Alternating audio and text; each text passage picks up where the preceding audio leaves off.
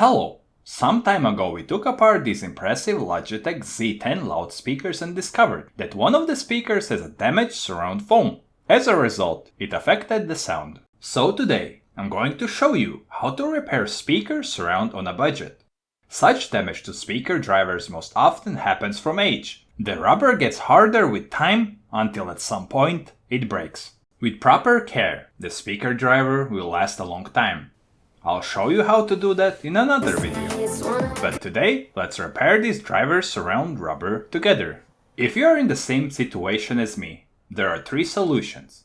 First, measure the driver dimensions and find an aftermarket alternative that will fit in the specific location.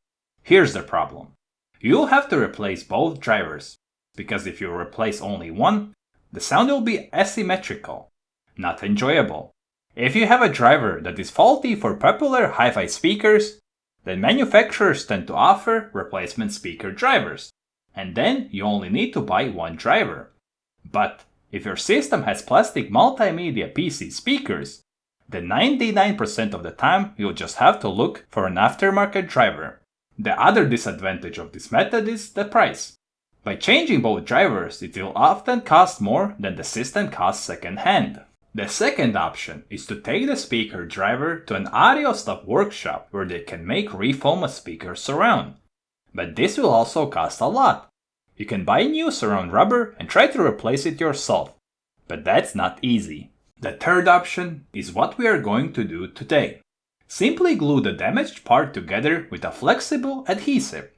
Given that much of the surround is intact, this method can work quite well and save a heap of money. To do this surround repair, you need a flexible glue. I use Moment Classic Universal Glue. Apply the glue as manufacturer intended. The glue goes around the surround rubber in a circle. As the driver surround rubber is old and at any moment the remaining part could break. Once the glue has been applied, the driver cone can be moved slightly to make the glue stick better. If necessary, add glue where it is missing.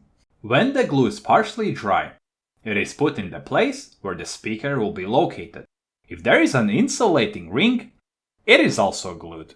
It will be like an additional fixing. When the glue is fully dried, run a sweep test tone to make sure that the speaker driver works and sounds as good as new.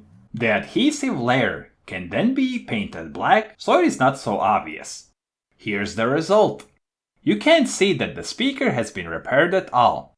The speaker also sounds like nobody would know it had been glued. I hope you found this tip and trick on a budget repair was useful.